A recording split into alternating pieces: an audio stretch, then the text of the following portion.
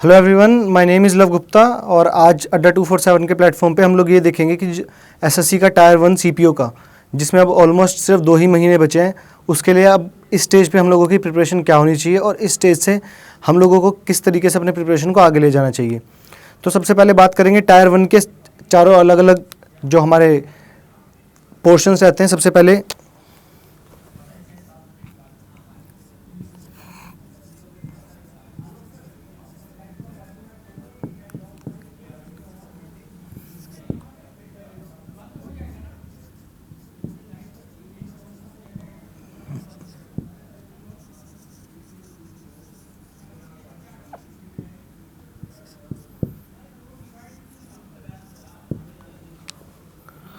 Okay, तो ये चारों के चारों हमारे पोर्शंस रहते हैं टायर 1 के अंदर, रीजनिंग, मैथ्स, इंग्लिश और जीएस।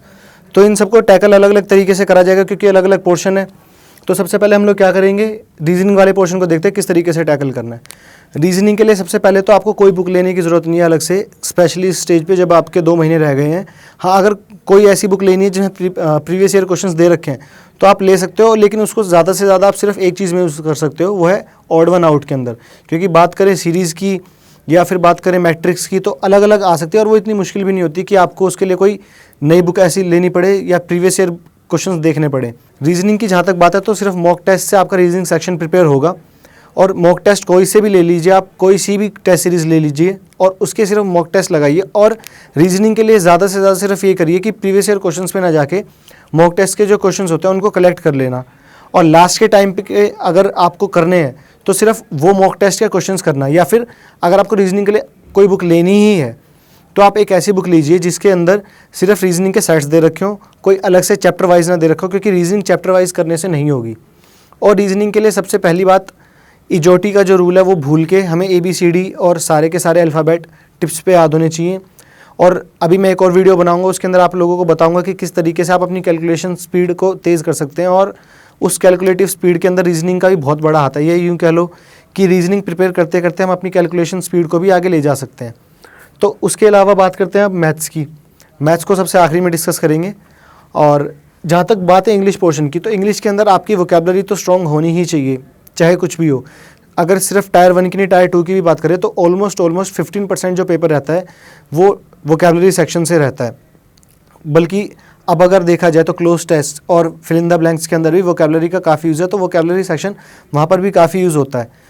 तो वोकैबुलरी के लिए मैंने पहले भी इंग्लिश की अपनी बुक्स वीडियोज़ डाली थी, उसमें मैंने बोला था कि एक बुक जो MB पब्लिकेशंस की बुक है वो आप ले सकते हैं, और उसमें जो शुरू के अंदर 1 वर्ड सब्स्टिट्यूट्स और ईडियम फ्रेजेस दे रखे हैं उनको आप डेली बेसिस पे रिवाइज़ कीजिए, डेली आधा घंटा। और जहाँ तक आपने एक बार रिवाइज़ कर लिया है उसके आगे उसके बाद, फॉर एग्जांपल आपने पहले दिन A से लेके G तक याद करें, उसके अगले दिन आपको वापस A से G तक रिवाइज़ नहीं करने हैं, आपको H से स्टार्ट करके फिर आगे जाना है।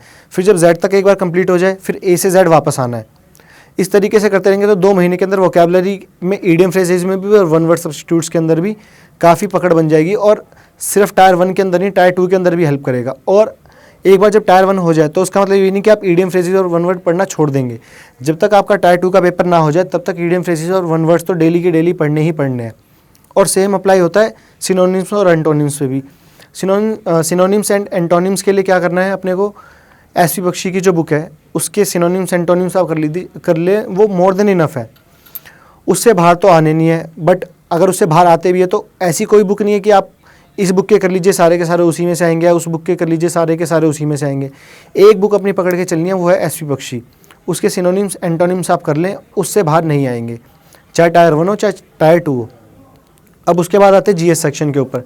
जीएस सेक्शन के अंदर क्या करना है हमें कि फैक्चुअल, क्योंकि एसएससी फैक्चुअल डाटा पूछता है, और अगर बात करें यूपीएससी की, वहाँ पे जाके कॉन्सेप्चुअल हो जाता है। तो एसएससी के अंदर ज़्यादा से ज़्यादा अपने मॉक टेस्ट जो लगाते हैं उनके जो क्वेश्चंस होते हैं उनको कलेक्ट करते रहें।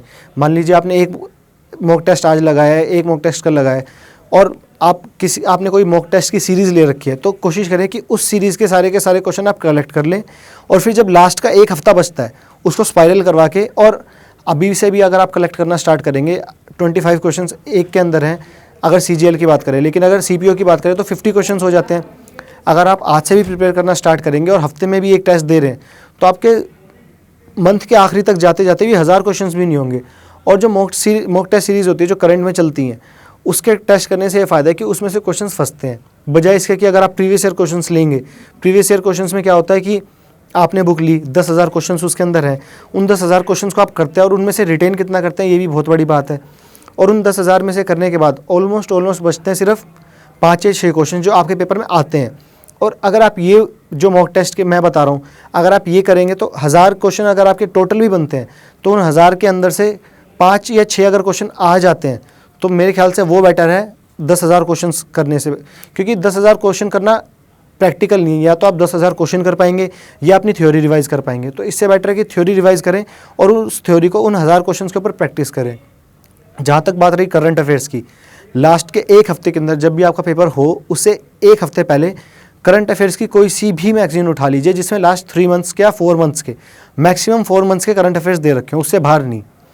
और उसके अंदर भी ऐसे करंट अफेयर्स नहीं जो डेली बेसिस पे चेंज होते रहते हो। जैसे फॉर एग्जांपल आपने कोई करंट अफेयर्स की बुक ली, उसके अंदर आरबीआई का रेपो रेट लिखा हुआ है, तो रेपो रेट कभी भी चेंज हो सकता है, आरबीआई हर 2 महीने पे चेंज करता है। तो रेपो रेट का क्वेश्चन आने के बहुत कम चांस है कि रेपो रेट इस वक्त क्या है, क्योंकि रेपो रेट कभी भी चेंज हो सकता है। सो इस तरीके के क्वेश्चन ना करके फैक्चुअल क्वेश्चन की, फॉर एग्जांपल आईएमएफ का हेडक्वार्टर्स कहाँ पर है, वर्ल्ड बैंक के हेडक्वार्टर्स कहाँ पर है, या फिर वर्ल्ड ट्रेड ऑर्गेनाइजेशन के हेडक्वार्टर्स कहाँ पर है, इस तरह की इन्फॉर्मेशन। या करंट अफेयर्स की बात करें तो पिछले साल नोबेल प्राइज़ किसको मिला, किस फील्ड में मिला, और फिजिक्स के अंदर किस इन्वेंशन के लिए मिला, इस तरीके के। सो जीएस के लिए इतना करें कि मॉक टेस्ट, अगर आपको प्रीवियस ईयर को, अगर आपको क्वेश्चंस ही प्रैक्टिस करने हैं तो वो मॉक टेस्ट की सीरीज से लें, ना कि प्रीवियस ईयर क्वेश्चंस लेके।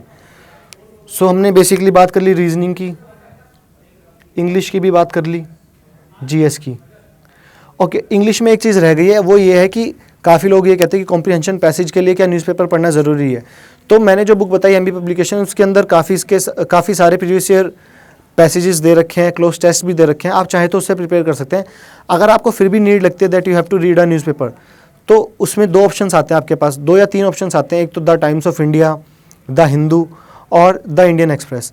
सो काफ़ी लोगों को द हिंदू पढ़ने के अंदर काफ़ी दिक्कत होती है, क्योंकि उसके अंदर वोकैबुलरी इस तरीके की यूज़ हो रखी होती है कि आप एकदम से पढ़ेंगे तो आपको समझ नहीं आएगी।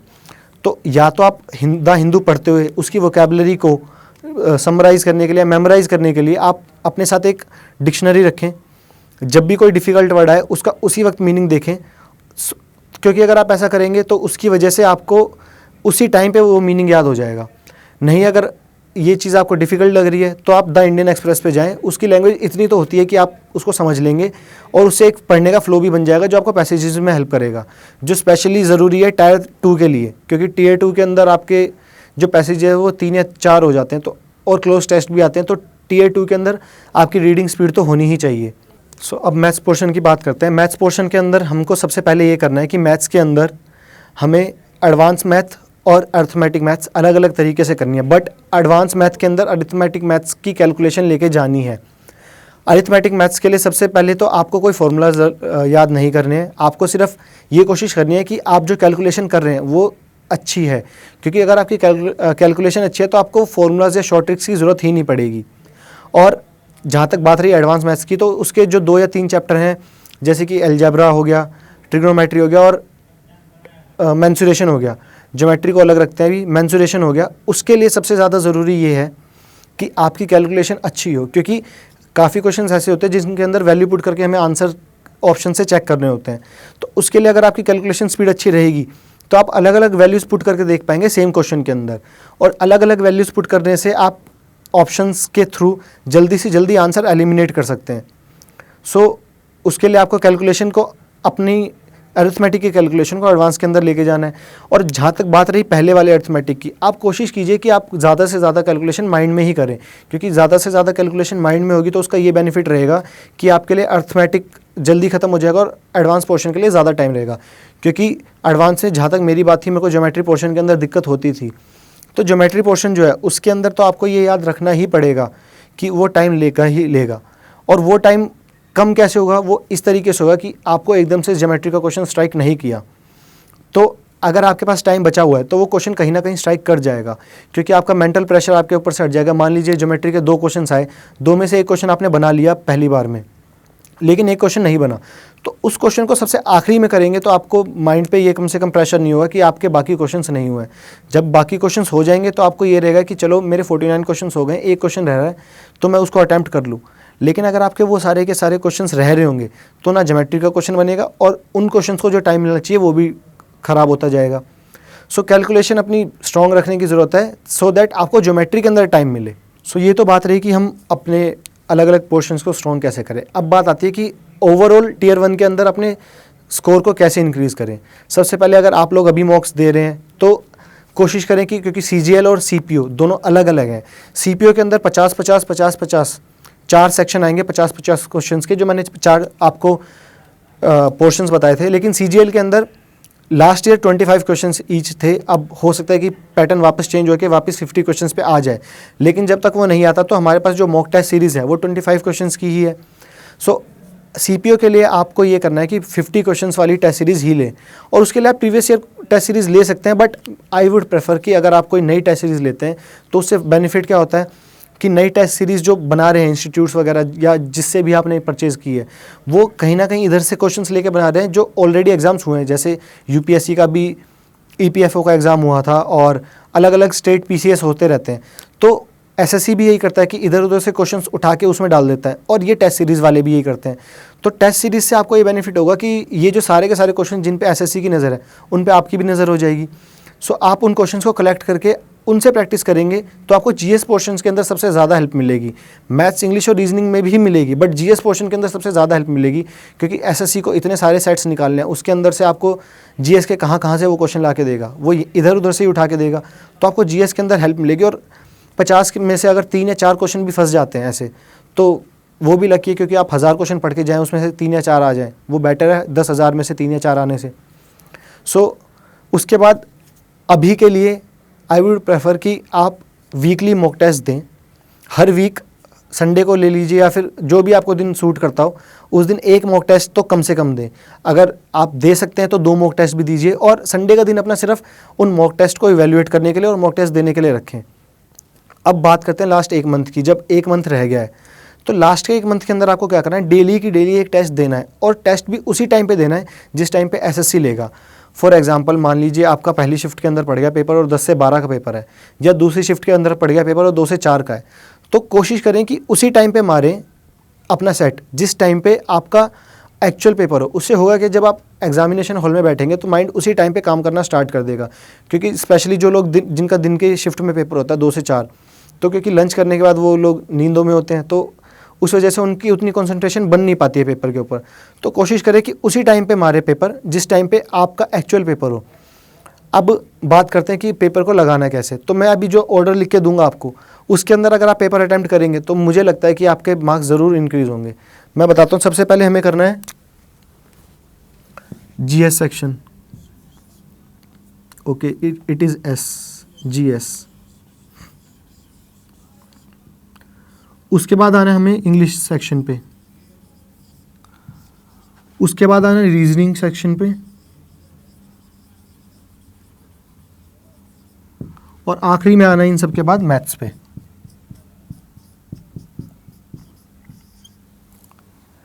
तो ये हमारा ऑर्डर रहेगा, पहले GS, फिर इंग्लिश, फिर रीजनिंग, फिर मैथ्स। देखिए GS के अंदर सबसे पहले हम लोगों को क्या करना है, हमें ये चीज़ याद रखनी है कि GS के अंदर ज़्यादा से ज़्यादा क्वेश्चंस अटैम्प्ट करने हैं। अगर आपके 50 क्वेश्चंस हैं और उसके अंदर से आप 30 ही क्वेश्चन अटैम्प्ट करेंगे तो आपके मार्क्स 30 से ज़्यादा आएंगे ही कैसे। और जो लोग 30 क्वेश्चन अटैम्प्ट करते हैं, मैंने देखा उनके ज़्यादातर मार्क्स 11 से 15 की रेंज में ही अटक जाते हैं, क्योंकि आपके क्वेश्चन गलत होने के भी चांस रहते हैं। अब एग्जाम्पल लीजिए, आपने 30 क्वेश्चन अटैम्प्ट करे और आपके 15 मार्क्स बन रहे हैं, और आपने 20 क्वेश्चन अटैम्प्ट करे, वो 20 के 20 क्वेश्चन वो थे जो आप अटैम्प्ट नहीं करने वाले थे, या जिनके अंदर आपको डाउट था, या यही कह लीजिए उन 20 क्वेश्चन में से कुछ क्वेश्चन ऐसे थे जिनमें आपको 2 ऑप्शंस के अंदर डाउट था, इस वजह से आपने नहीं लगाए वो। अब मान लीजिए उन 20 क्वेश्चन में से 4 क्वेश्चन भी आपके ठीक हो जाते हैं। अगर आपके 4 क्वेश्चन भी ठीक हो जाते हैं और 16 के 16 गलत रह जाते हैं, तो भी आपका स्कोर वहीं का वहीं रहेगा, क्योंकि नेगेटिव मार्किंग करके वो सारे मार्क्स वाइप आउट हो जाएंगे और आपका स्कोर वहीं का वहीं रहेगा। लेकिन जैसे ही आप 4 से ऊपर गए, मान लीजिए 5 क्वेश्चन सही हो गए, 6 क्वेश्चन सही हो गए, तो हर एक क्वेश्चन पे आपका स्कोर इंक्रीज़ होता जाएगा। और अगर आप मॉक टेस्ट लगाएंगे और मेरे कहने से अगर आप जीएस के क्वेश्चन ज़्यादा से ज़्यादा अटैम्प्ट करेंगे तो आप ये चीज़ फील भी करेंगे कि आपके कहीं ना कहीं मार्क्स बढ़ रहे हैं। उसके बाद जीएस के बाद बात करते हैं इंग्लिश की। इंग्लिश के अंदर हमें पहले एरर, फिर फिल इन द ब्लैंक्स, फिर सेंटेंस इंप्रूवमेंट, उसके बाद वोकेबलरी सेक्शन हमारा, और उसके बाद जाके पैसेजेस, इसको टैकल करना है क्योंकि पैसेज को टाइम चाहिए पढ़ने के लिए, और अगर आप इस अप्रोच से जाएंगे तो पैसेज के लिए टाइम मिल भी जाएगा। और सबसे पहली बात हमें याद रखनी है, जीएस के अंदर 7 या 8 मिनट से ज़्यादा नहीं लगाने हैं, इंक्लूडिंग सारे के सारे क्वेश्चन जो आप नहीं लगा रहे थे उनको मिला के। जहाँ तक बात रही इंग्लिश की, इंग्लिश के अंदर भी हम लोगों को, अगर आप मॉक टेस्ट अभी लगा रहे हैं तो स्पीड होते होते इंक्रीज़ हो जाएगी, और आखिरी में हमें 12 से 15 मिनट से ज़्यादा नहीं लगाने हैं। मैं कहूँ तो ओवरऑल इंग्लिश और जीएस सेक्शन के अंदर हमें 25 मिनट से ऊपर नहीं लगाने हैं। उसके बाद हम आते हैं रीजनिंग सेक्शन के ऊपर। जब आपने 25 मिनट लगा लिए तो आपके पास रीजनिंग सेक्शन के लिए अभी भी 35 मिनट बचे हुए हैं 1 घंटे में से, क्योंकि मैं मानता हूँ 1 घंटा मैथ्स के लिए अलग रखना इज़ अ गुड थिंग। सो अगर आप रीजनिंग सेक्शन के लिए 35 मिनट लेके चल रहे हैं, और मेरे अकॉर्डिंग देखिए, जब मैं करता था रीजनिंग तो 25 मिनट में मेरी रीजनिंग हो जाती थी, बट अगर आपको थोड़ी भी प्रॉब्लम हो रही है, चलिए आप 30 मिनट पे चले गए, 32 मिनट पे चले गए, एट मैक्स आप 35 मिनट पे चले गए, तो 1 घंटे के अंदर आपके तीनों सेक्शन कंप्लीट हो जाए। अब क्या होगा, जब आपने सबसे पहले जीएस और इंग्लिश खत्म कर ली तो आपका 50% पेपर खत्म हो गया, आपने रीजनिंग खत्म कर ली तो आपका 75% पेपर खत्म हो गया। और क्योंकि रीजनिंग के अंदर काफ़ी नंबर सीरीज़ भी आती हैं, तो आपको नंबर सीरीज़ करने की वजह से ये बेनिफिट मिल गया कि आप नंबर से गो थ्रू हो गए और आपका माइंड नंबर्स में चला गया, जो आपको मैथ्स में हेल्प करेगा। मैथ्स एक ऐसा सेक्शन है जो सबसे ज़्यादा टाइम लेता है, और वही सेक्शन ऐसा है जो आपको ज़्यादा से ज़्यादा मार्क्स भी दिलवाएगा। ऑल्दो इंग्लिश टीयर 2 में आता है जहाँ तक सीपीओ की बात करें, लेकिन मैथ्स के बिना आप इस पेपर को क्वालिफाई नहीं कर सकते।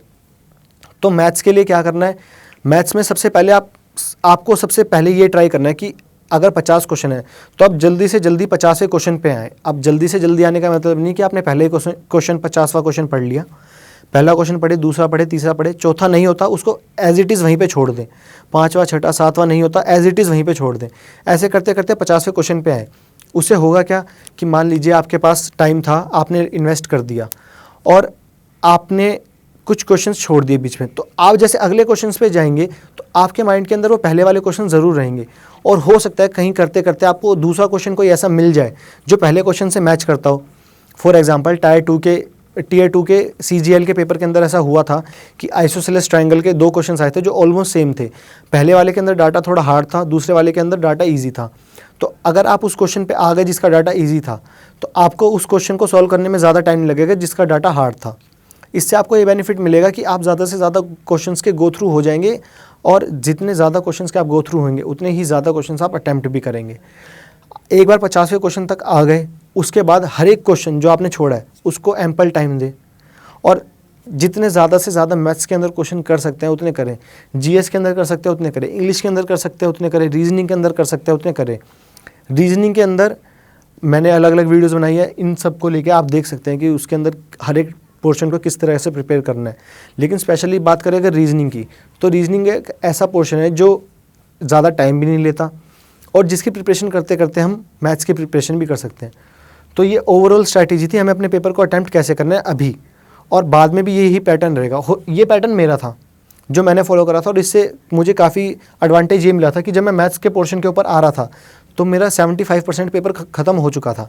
कुछ लोग क्या करते हैं, मैथ्स का पोर्शन सबसे पहले उठा लेते हैं। उससे दिक्कत क्या होती है कि आपका 1 घंटा तो लग ही जाता है मैथ्स में। मान लीजिए 1 घंटा भी नहीं, किसी की स्पीड अच्छी हो 40 मिनट भी लग गए, 50 मिनट भी लग गए, लेकिन एक पोर्शन के ऊपर जब आप 1/3 टाइम दे दोगे 40 मिनट, तो आपको दूसरे पोर्शन पे जाने में ये लगेगा कि ये पोर्शंस अभी मेरे रहते हैं और मैं कैसे इनको कंप्लीट करूँगा। और अगर आप आधा टाइम देके 3 पोर्शंस ख़त्म कर लोगे तो आपको ये लगेगा कि आपका 75% पेपर हो ही गया है, आप कट ऑफ तो क्वालिफाई कर ही लोगे। तो मैथ्स का पेपर करते हो आपको जो मेंटल प्रेशर है वो फील नहीं होगा। और अगर आप 50वें क्वेश्चन तक आ जाओगे, मैक्सिमम से मैक्सिमम क्वेश्चन मैथ्स के कर लोगे, तो जो क्वेश्चन अटक रहे थे उनमें भी मेंटल प्रेशर नहीं रहेगा, वो भी एकदम से होते जाएंगे। सो ये ओवरऑल स्ट्रैटेजी थी सीपीओ की। अभी मैं जब नोटिफिकेशन आ जाएगा सीजीएल का, तो I will make a video on how to crack CGL also, so that आपको एक क्लियर कट स्ट्रैटेजी मिल जाए कि आपको टीयर 1 सीजीएल का किस तरीके से लेके चलना है। अभी मैं इसलिए रुका हूँ क्योंकि सीजीएल के अंदर कुछ भी चेंजेस हो सकते हैं, जैसा आप लोगों को पता है, हो सकता है 50 क्वेश्चंस का भी हो जाए, हो सकता है कि ऑनलाइन से ऑफलाइन भी हो जाए, हो सकता है 25 क्वेश्चन के अंदर ही कोई नया सेक्शन डाल दें, कोई सेक्शन हटा लें। सो इसलिए अभी जब नोटिफिकेशन आ जाएगा I will make a separate video for it. For now अगर आप इस तरीके से चलते हैं तो I think you will be able to get some good marks in CPO। So thank you all for watching this video, और अगर इससे कुछ हेल्प मिली है तो कमेंट सेक्शन में बताना।